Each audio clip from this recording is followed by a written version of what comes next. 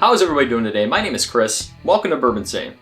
We're back today and we are on blind tasting number 6 in my brand new series, Battle of the Bourbons.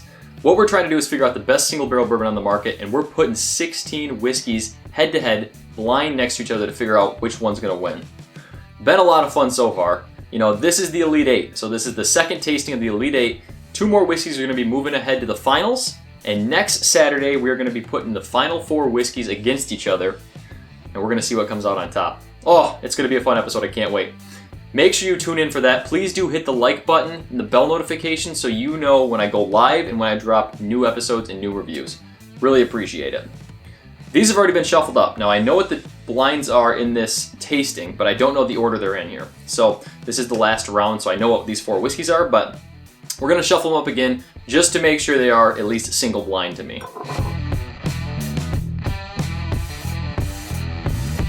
That's good. I mean, as I say every episode, this was already blind anyway, so we're going to just make sure it's completely blind. But these have been opening up for about 10 minutes, as I like to do beforehand. Let's put the caps on top. I've got my water next to me. I've got my results in an envelope. Let's go right into sample number 1 here. Ooh, cherry. Cherry jumps right out of the glass to begin with on this one. Very sweet cherry. I mean, sweet, sweet cherry. Some reason a little bit of alcohol burn's actually coming out as well. Just on, I mean, honestly, like the alcohol sting and burn is more the front of the nose, not as much the back. Not a huge amount of depth in this, but a decent nose. You know, smells nice and fruity, nice and citrusy. Let's give it a sip. Cheers, everyone.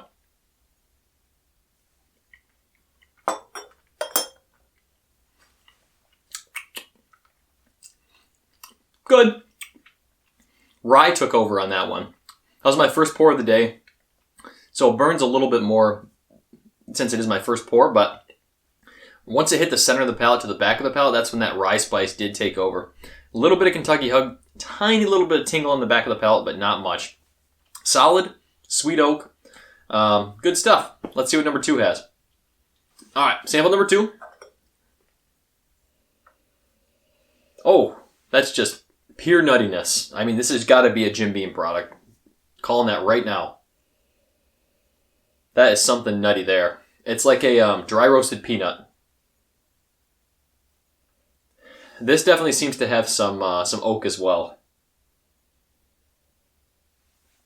You know, it's not a drying oak, fortunately. Not really a sweet, like cherried oak though, like we got with sample number 1 either. It's kind of just an oak presence.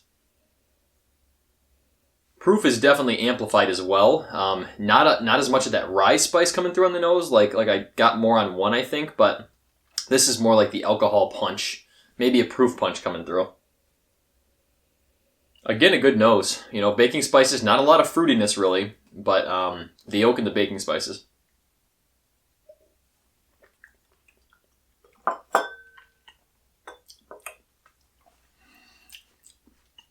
Excellent sweetness on the front of the palate. Most definitely. Still drinks like a Jim Beam product. It does. Proof. You know, proof is sneaky. I think it's higher. I mean, it's definitely higher. You can tell that the proof is higher, but it doesn't seem overly high. You know, it's not giving me a huge finish, huge Kentucky Hug. Really, really nice sweetness though, front and center of the palate. That's a solid pour. I can't wait to come back to that one second time through the lineup. All right, sample number 3.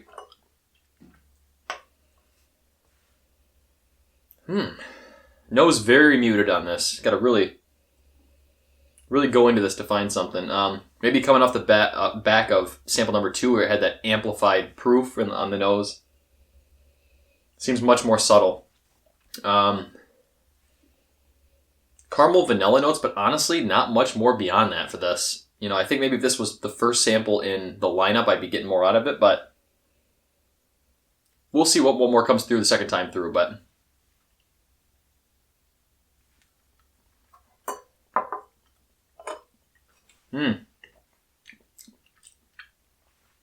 palate was better, but well, there's a little bit of tingle on the tip of the palate, which is usually like rye tingle. You know, if you get that burn at the front, it's either very hot, which I don't think this one's very, very hot, or kind of like rye spice. So that's kind of what it is, that rye spice coming through. Not much rye spice on the back of the palate, though. Another one that's solid, but it almost seems like a more muted down or like watered down version of sample number 2. You know, it's 2 is like, I think of like a Russell's Reserve that's like amplified, you know, amplified in proof. It's got more on the nose, and then compare it to like a Wild Turkey 101, where it's just not quite as much. The notes aren't as pronounced, you know, and that's because of proof and non-chill filtering and things like that. But that's kind of what I'm thinking on these two at least. All right, on to sample number 4. Oh, this has a really, really nice nose. This is like marshmallowy. I mean, I'm thinking like marshmallows on this. Caramel drizzled marshmallows, almost like a s'mores-like quality. Definite oak on this as well, but again, it's kind of like like that marshmallowy oak is what it is.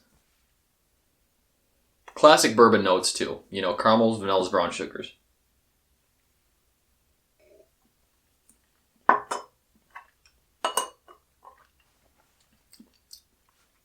Kind of a banana barrel char note hit the center of the palate there. Not a very long finish. Proof's right around 100 probably, like average proof. But very almost desserty there. It's got like the marshmallow even consistency on the palate, if that's weird to say. It's almost like a fluffy mouthfeel. I don't know how to describe that. That's really, really weird. But it's nice. Like, it's actually really good flavor. I wish the finish was a little bit longer. Stuck with me. I mean, once I hit the center of the palate and went down, there was pretty much nothing else. So that's the one downside. But the front of the palate on this, and the front mouthfeel even, is really, really good. And I love the nose too. So that's a good one. Tough already, 1 through 4. Let's take our 10 minutes. I'll let these open up here without these on top of the Glens. We'll come back. We'll see what we get.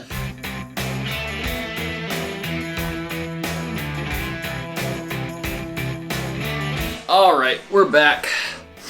Took my 10 minutes there. Let these open up. Once again, heading back down the lineup 4-1. Let's see what we get. Things tend to change. Took a break. Let the palate give it a little rest. Help with some of that palate fatigue. So let's go into 4. See what we get.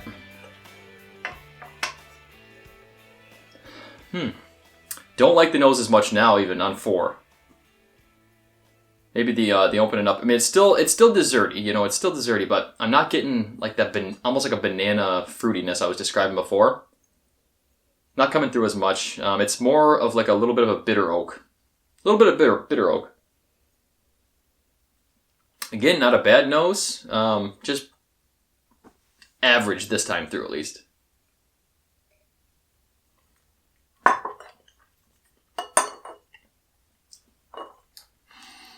I wish that whiskey could just stay in the front of the palate. You know, because once it hits the center of your palate, it's like, bitter oak takes over. The finish, very average, not long. Mouth feels meh, you know. But the front of the palate's got great baking spice. It's like a baking spice bomb. I love bourbons that give me that baking spice explosion on the front of the palate. It's great. That, along with mouthfeel and finish, is a wonderful thing. At least for me personally. That's the kind of flavor profile I look for when I seek out bourbons. All right, back to sample number 3. Ooh, a cinnamon red hot coming through on this now. Now, me personally, when I correlate that kind of cinnamon note, like a cinnamon red hot, big red gum, I think Jim Beam. And when I say Jim Beam, not like the white label, but like Booker's batches, I get a lot of cinnamon. Some of them, you know. Some Knob Creek picks, I get cinnamon. And like Old Granddad, 114. I get cinnamon all the time. Heavy cinnamon. Hot tamales almost. And that's what comes through on this. Let me know if you guys all get that cinnamon note too from Jim Beam products. Some of you out there have to get that cinnamon note with me. Support me, please. Support me.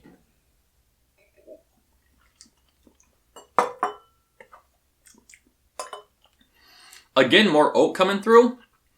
But it's a very, like, one-noted oak. It's just like oak. Yeah, it's just oak.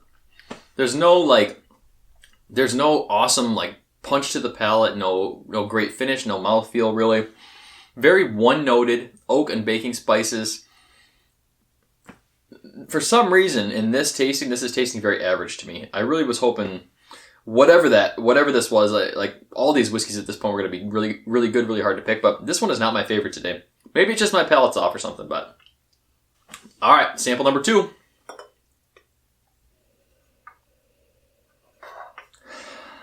So this again is cinnamon. It's like a cinnamon oak. But this oak is better. This is not one-noted. This has much more depth. Again, much more depth, much more complexity. And you can tell this has some age. Like, that oak is coming through for sure. Sample 2 is like what I wanted sample 3 to be. That's what it is. Maybe it's proof. I mean, this is definitely lower proof than 2, but...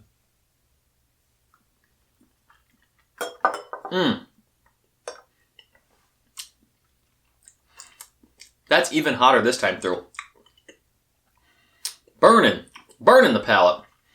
This time, it's, again, the tingle on the front and tingle on the back of the palate. Center of the palate, there's some there, but, I mean, it's great flavor all over.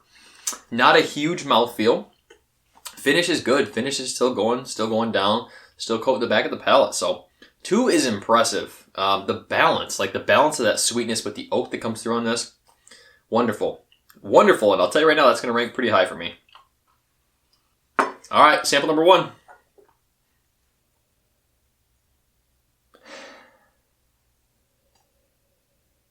This is just like a piece of cherry candy is what it smells like.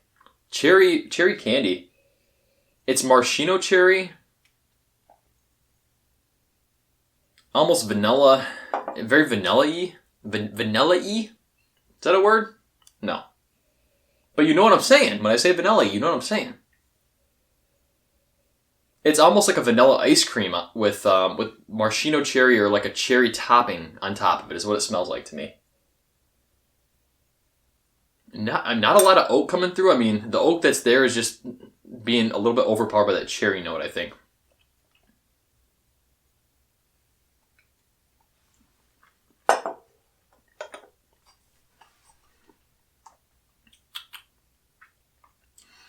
Again, very, very good flavor on the front of the palate. Like, the first third of the palate is good. The second it hits that second third to the back of the palate, it just dissipates and disappears. I don't know. You guys can tell like how big of a thing the mouthfeel and finish. I've said this a couple times now. Like, it's a massive thing for me in whiskey, and if stuff falls short for that, it doesn't fare well for them. It really doesn't. Love the overall flavor profile of that though. I do. It's a very good flavor profile.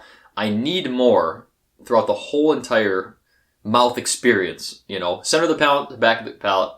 Has to be there, you know. It can't just be front of the palate where your sweet taste buds are. It can't. It's going to be a tough decision. We're going to have to move 2 forward. Let me try some more off camera, see if anything changes. But stick around. We'll find out what our results are.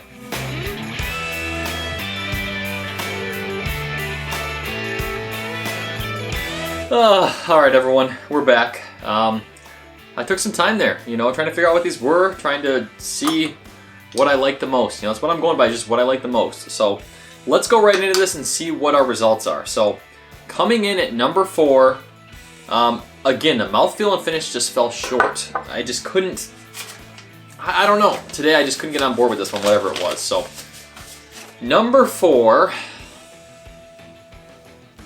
Baker's. Wow, that's shocking. Okay, this is actually really surprising to me because Baker's, when I tried this in previous rounds, this was, like, I tried it and I was like, this is a phenomenal whiskey. A phenomenal bourbon I'm trying right now. What ruined me for this bottle is trying it next to Knob Creek Single Barrel Reserve. Because I guarantee it just completely blew it out of the water. I mean, it did. I just did the tasting. But I thought this was so good in other rounds. You know, it's 107 proof. A lot of the stuff I was comparing it to previously was lower, you know, 95, 90. And it's still a good whiskey. Like, don't get me wrong. You know, my single barrel is 8 years, 6 months. So it's an aged product. You know, the oak came through, but you know, the mouthfeel and finish were not that strong, even for 107 proof. I was expecting more out of this bottle. I really thought this would make it to the finals based on previous tastings. Very surprised about that. Number 2, again, the second half of the palate, the back of the palate didn't translate. This comes in for number 3, Blanton's, and that makes sense because we got first time through we got all that rye spice on the back of the palate. Second time through, very minimal, but it was very cherried, you know, like that maraschino cherry note I was describing, and that's what Blanton's is. It's solid, you know, a 6-year product, not a huge amount of oak. It's a reliable pour, but at the $60 price point, I don't even need to tell you what whiskeys fall into that category. This is Blanton's, by the way. Forgot to pull the bottle. Beautiful bottle. Tiny little horse on top. Best marketing in the game. Best marketing in the game. Number 2. Now, this still wasn't close to me between 2 and 3. Or 1 and 2, so... in the finals, we're going to have to see if 2 can redeem itself. So number 2, Henry McKenna. Wow. So I've got a good bottle of McKenna. You know, I'd say in general, McKenna doesn't fare this high for me. It doesn't. But this must be a good bottle. The bottle I have is very desserty. You know, that marshmallow note, the baking spice bomb that comes through on some of these McKenna bottles is really, really nice, which I, personally for my profile, I enjoy that. You know, this was Whiskey of the Year. And I'm not going to go into that because that's a big debate and a big troll fest on YouTube, but it's a solid bourbon. Once the price hike went up, I won't buy this unless it's a good price, 40 or less. That's for me, 40 or less. That means number 1 has got to be Knob Creek. And baby, it's Knob Creek. I mean, this is a Knob Creek store pick. Where are you? This is my full Knob Creek. This is the shelfie you'll get. What a phenomenal whiskey. Like, it just is. 9-year age stated. The picks can be older. You know, now they've got a 12-year label and a 15-year label coming out soon. So we'll see if the picks end up being those ages or if they're going to limit those to just those releases. But you can't find much better value than this. You know, I go to other states. I go to Kentucky. They've got Knob Creek store picks for $45. And I'm like, what's going on? $45? It's, you know, $55 here in Michigan if I can find one. If I can find one.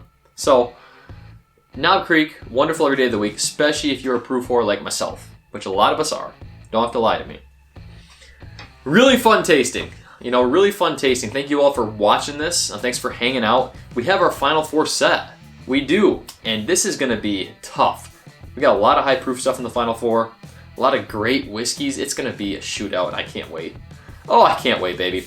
Make sure you're there next Saturday. As I mentioned, please do hit that subscribe button. Leave me a comment down below and let me know which 2 would have advanced from this round for you. You know, you going to be consistent with me like what I did, or you think it's going to be something different? Got to give a thank you to brand new patrons who just joined the channel. Much appreciated, you guys. You guys are awesome. We just did a bottle giveaway on Patreon, and so much fun.